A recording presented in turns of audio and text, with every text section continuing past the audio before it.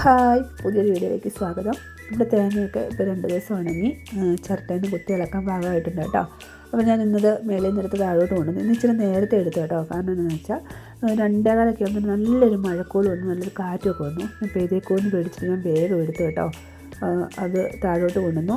അല്ലെങ്കിൽ അത് മേളിൽ തന്നെ ഷെയ്ഡിൻ്റെ അടി വെക്കുമായിരുന്നു ചെയ്യുന്നത്, ആർച്ചിൻ്റെ അടിയിൽ വെക്കുമായിരുന്നു ചെയ്യുന്നത്. ഇന്നിപ്പോൾ ഇത് താഴോട്ട് കൊണ്ടുവന്നു. ഞാൻ വിചാരിച്ചത് ഇനി ഇതെല്ലാം ഇളക്കി ചിരട്ടയിൽ നിന്ന് ഇളക്കി മാറ്റിയിട്ട് മേളിൽ കയറ്റാമെന്ന്. പിന്നെ അത് റൂമിലാണ് കൊണ്ട് വെച്ചതായി. അവിടെ നിന്ന് ചെയ്യാമെന്ന് വിചാരിച്ചു. പിന്നെ ഭയങ്കര ചൂടായി ഞാൻ വിചാരിച്ചു പുറത്ത് ഷെഡിൽ വെക്കാൻ നേരത്തെ ഷെഡിൽ വെച്ചിട്ട് മെല്ലെ ചെയ്യുകയാണ് കേട്ടോ. അമലു വന്നിട്ട് ഒന്ന് ചെയ്യാമെന്നാണ് വിചാരിച്ചത്. ഇനി അമലു വന്നു കഴിയുമ്പോഴും കുറച്ച് സമയമില്ല, നേരത്തെ എനിക്ക് കുറച്ച് ചെയ്ത് തീർക്കാമല്ലോ. അമലു വന്ന് ചായ എല്ലാം കുടിച്ച് കഴിഞ്ഞിട്ട് ബാക്കി ഒന്ന് ചെയ്യാം. അത്ര സമയമുണ്ട് ഞാൻ ചെയ്യാമെന്ന് വിചാരിക്കണം കേട്ടോ. ഇന്നലെ വേണേൽ ഇളക്കായിരുന്നു, ഞാൻ വിചാരിച്ചു ഒന്നുകൂടി ആകട്ടെ എന്ന് വിചാരിച്ചാണ് അങ്ങനെ വെച്ചുകൊണ്ടിരുന്നത്. അപ്പം വേഗം വേഗം ഇളകി വരുന്നുണ്ട് കേട്ടോ. ചിലതിന് മാത്രമേ ഉള്ളൂ കണ്ണൻ ചേട്ടയെല്ലാം വേഗം വരുന്നുണ്ട്. മൂട്ടയായിട്ട് ചിലതിന് മാത്രം ഇച്ചിരി വരാൻ ഇച്ചിരി ബുദ്ധിമുട്ടുണ്ട്. അപ്പം ഞാനിത് ചെയ്തുകൊണ്ടിരിക്കുമ്പോൾ വിചാരിക്കുമായിരുന്നേ, നമ്മൾ വീട്ടമ്മമാർ ഫേസ് ചെയ്യുന്ന ചില ചോദ്യങ്ങൾ, പ്രത്യേകിച്ച് ജോലിയൊന്നും ഇല്ലാതെ വീട്ടിലെ കാര്യങ്ങൾ മാത്രം നോക്കുന്നവരോട് ചിലരൊക്കെ ചോദിക്കല്ലേ, എങ്ങനെ സമയം പോകുന്നു, ഒരു പണിയില്ലല്ലോ, എങ്ങനെ സമയം കളയുന്നേ എന്നൊക്കെ ചോദിക്കും. ചുമ്മാ ഇരിക്കുകയല്ലേ എന്നൊക്കെ ചോദിക്കും നമ്മളോട്. നമ്മൾ എന്ത് പണി, ഞാൻ വിചാരിക്കുമായിരുന്നു ഒരു വീട്ടമ്മയ്ക്ക് പണി തീരുന്ന സമയമുണ്ട്. വീട്ടിലെ പണി എപ്പോഴെങ്കിലും തീരുമോ? എവിടെ നോക്കിയാലും പണികളല്ലേ, അത് തീരുമോ? അത് എങ്ങനെ ചോദിക്കാൻ തോന്നുന്നു എനിക്ക് തോന്നുന്നു. നിങ്ങൾ ആരെങ്കിലും ഇങ്ങനെ ചോദ്യം ഫേസ് ചെയ്തിട്ടുണ്ടോ? ഉണ്ടെങ്കിൽ ഒന്ന് കമൻറ്റ് ചെയ്യണം കേട്ടോ.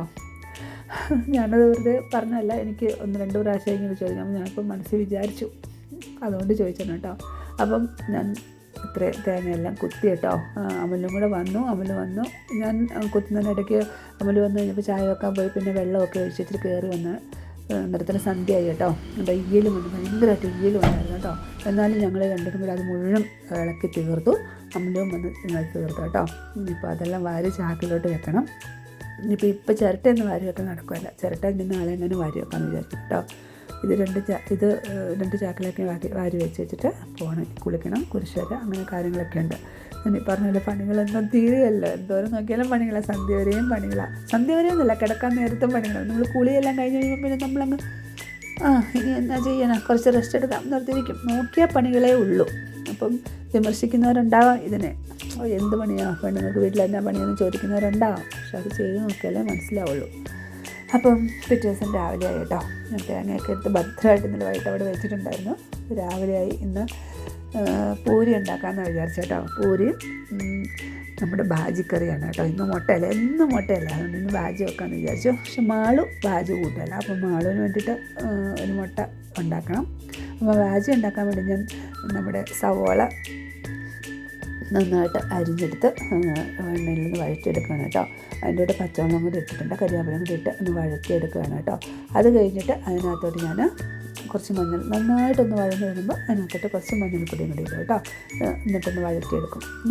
ഈ കടായി നല്ലതാണ് കേട്ടോ. നന്നായിട്ട് നമുക്ക് പാകം ചെയ്യാൻ പറ്റുന്നുണ്ട്. ഒന്നും അടി പിടിക്കില്ല, സൂപ്പറാണ് കേട്ടോ. നല്ല സംഭവമാണ്. ഞാൻ അലുമിനിയം പരമാവധി ഒഴിവാക്കാൻ വേണ്ടിയിട്ടാണ് ഇങ്ങനത്തെ സ്റ്റീലിൻ്റെ കടായി വാങ്ങിയത്. അപ്പോൾ ഞാൻ ആദ്യം തന്നെ ഉരുളക്കിഴങ്ങ് അവിടെ പുഴുങ്ങി വെച്ചിട്ടുണ്ടായിരുന്നു കേട്ടോ. അത് നന്നായിട്ടൊന്ന് സ്മാഷ് ചെയ്തിട്ട് ഞാൻ ഇതിനകത്തോട്ട് ഇട്ടു. ഉള്ളിയൊക്കെ നന്നായിട്ട് വഴന്ന് കഴിഞ്ഞപ്പോൾ ഇതിനകത്തോട്ട് ഇട്ടു കേട്ടോ. നന്നായിട്ട് മഞ്ഞളിട്ടിട്ടായിരുന്നു ഞാനിത് പുഴുങ്ങിയത്. എന്നിട്ട് അത് നന്നായിട്ടൊന്ന് ഇളക്കി ശേഷം ഞാൻ കുറച്ച് സാധാരണ തേങ്ങാപ്പാൽ ചേർക്കുന്നു. ഇന്നിപ്പോൾ തേങ്ങാപ്പാൽ പിഴിയാനൊക്കെ ഒരു മടിയായതുകൊണ്ട് ഞാൻ തേങ്ങ നന്നായിട്ട് മഷി പോലെ അരച്ചെടുത്തു. എന്നിട്ട് കുറച്ചേ എടുത്തുള്ളൂ, അത് അതിലോട്ട് ഇട്ടു. അത് നന്നായിട്ടൊന്ന് ഇളക്കിയിട്ട് കുറച്ച് വെള്ളം കൂടെ ഒഴിച്ചു കേട്ടോ. പിന്നെ നമ്മുടെ ഈ കിഴങ്ങ് വെന്ത വെള്ളം കുറച്ചുണ്ട്, അതും കൂടെ ഒഴിക്കണം. പിന്നെ ഒരുപാട് ചാറാക്കുന്നില്ല, ഇവർക്കങ്ങനെ ഒരുപാട് വെള്ളം പോലെ ആയിരിക്കും ഇഷ്ടം. ഇവർക്കെന്ന് പറഞ്ഞാൽ അമലുവിനാണ് പ്രത്യേകിച്ച് ഇന്ന് ഉണ്ടാക്കുന്നത്. മാളിന് ഇത് വേണ്ട, മാളിന് ഇഷ്ടമില്ല ഉരുളക്കിഴങ്ങ് ബാജി. ഉരുളക്കിഴങ്ങിൻ്റെ ഒരു കറി അവൾ കൂട്ടാന്ന് പറഞ്ഞാൽ ഉരുളക്കിഴങ്ങ് മെഴുക്കോട്ട് വെച്ചാൽ കൂട്ടും, അതല്ലാതെ വേറെ ഒന്നും അവളെ കൂട്ടുകയില്ല. അപ്പം ബാജി ഏകദേശം എല്ലാം റെഡി ആയിട്ട് ഞാൻ ഉപ്പിടാൻ മറന്നു, ഉപ്പിടായിട്ടത് അപ്പോൾ ഉപ്പൊക്കെ ഇട്ട് റെഡിയാക്കി വെച്ചു. അത് അങ്ങനെ ഇപ്പോൾ മാളുവിൻ്റെ മുട്ട റെഡിയാക്കണം. അതിന് ഞാൻ ഉള്ളിയൊക്കെ അരിഞ്ഞ് വെച്ചിട്ടുണ്ടായിരുന്നു, തക്കാളി ഉള്ളിയൊക്കെ മുട്ടയിൽ ബോയിലായിട്ടുണ്ട് കേട്ടോ. അപ്പോൾ അതും റെഡിയാക്കി ഒന്ന് എടുക്കണം. എൻ്റെ ബാജി റെഡിയായി. അപ്പോൾ അത് തേങ്ങാപ്പാല ഒഴിക്കുന്നെങ്കിൽ ഇത് തിളക്കിയാലോ കേട്ടോ. ഇത് അരപ്പായണ്ട് ഞാൻ നല്ലതായിട്ടൊന്ന് മൂപ്പിച്ച് എടുത്ത് വെച്ചു. അങ്ങനെ മാളിൻ്റെ മുട്ടക്കറി റെഡിയായി കേട്ടോ.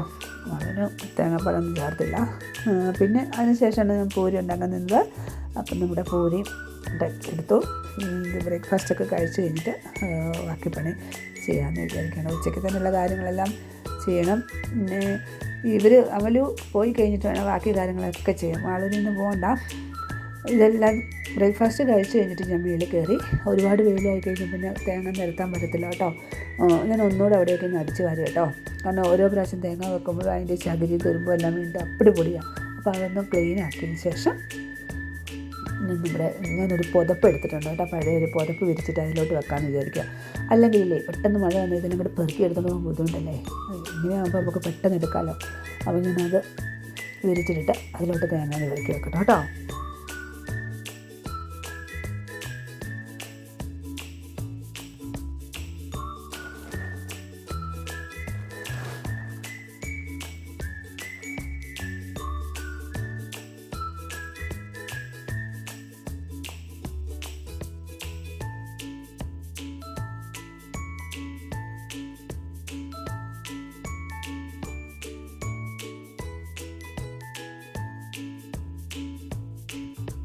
അപ്പം ഞാൻ കൊപ്രയൊക്കെ ഓരോന്നായിട്ട് എടുത്ത് നിരത്തി വെച്ചുകൊണ്ടിരിക്കുകയാണ് കേട്ടോ. അതുകൊണ്ട് ഒത്തിരി സമയം എടുക്കുമേ. പിന്നെ ചിലതിങ്ങനെ കോർത്തിരിക്കുന്നുണ്ട്, അത് നേരെ വയ്ക്കുക. അതൊന്ന് പൊളന്നും കൂടെ വെച്ചിട്ടുണ്ട് കേട്ടോ. അപ്പോൾ വലയൊക്കെ ഇട്ട് സെക്യൂറാക്കി വെച്ചിട്ട് ഞാൻ താഴോട്ട് പോയി. അപ്പോൾ ഇതിന് മീനൊക്കെ വാങ്ങി വെച്ചിട്ടായിരുന്നു ഞാൻ മുകളിലോട്ട് കയറിയത് കേട്ടോ. മാളൊന്ന് മത്തി വേണമെന്ന് പറഞ്ഞു, അതിന് വറുത്ത മതി എന്ന് പറഞ്ഞു. അപ്പോൾ ഞാൻ അതൊക്കെ നല്ല കഴുകി വെട്ടി തേച്ച് കഴുകിയെടുത്തു. എന്നിട്ട് നമ്മുടെ മഞ്ഞൾപ്പൊടിയും കുരുമുളക് പൊടിയും ഉപ്പും കാശ്മീരി ചില്ലിയും ഇഞ്ചി വെളുത്തുള്ളി പേസ്റ്റൊക്കെ ഇട്ടിട്ട് നന്നായിട്ടൊന്ന് കൈയിൽ തിരുമ്മി വെച്ചു കേട്ടോ. അപ്പോൾ അവിടെ മീനും ഉപ്പും മുളകൊക്കെ പിടിക്കുന്ന സമയത്തിന് ഞാൻ ചക്ക വരയ്ക്കാൻ വേണ്ടി പോയി കേട്ടോ. ചേച്ചി ഒന്ന് വിളിച്ചിട്ടുണ്ടായിരുന്നു ചക്ക വരയ്ക്കാൻ വേണ്ടിയിട്ട്. അപ്പോൾ ഞാൻ മീൻ പരട്ടി വെച്ചിട്ട് ഓടിപ്പോയി ചക്ക വരച്ചോണ്ട് വന്നേ. ഇനിയിപ്പോൾ മീൻ വറുത്ത് വെച്ചിട്ട് വേണം അതൊന്ന് വെട്ടിയെടുത്തെടുക്കാൻ. ചോറുണ്ടെന്നതിന് മുമ്പ് അത് വെട്ടിയെടുത്ത് വെക്കാമെന്ന് വിചാരിക്കും. എന്നാൽ പിന്നെ എളുപ്പമായല്ലോ. പിന്നെ ചോറുണ്ട് കഴിഞ്ഞാൽ പിന്നെ അത് ചണിയെല്ലാം കളഞ്ഞ് അരിഞ്ഞെടുക്കാൻ പറ്റില്ല. എല്ലാം കൂടെ ഒന്നിച്ചാകുമ്പോൾ പിന്നെ സമയം പോകാനല്ലോ. എനിക്കാണെ പള്ളിയിലും പോകണം. അപ്പോൾ അതുകൊണ്ട് ചക്കയൊക്കെ ഇന്ന് വെട്ടിയെടുത്താണ് കേട്ടോ. നല്ല വിളഞ്ഞ ചക്കയായിരുന്നേ. ഒരുവിധം വലിപ്പമുണ്ട്. ഇതിൻ്റെ ഒരു കാൽ ഭാഗം ഞാൻ പഴുപ്പിക്കാൻ എടുത്ത് വെച്ചിട്ടുണ്ട് കേട്ടോ.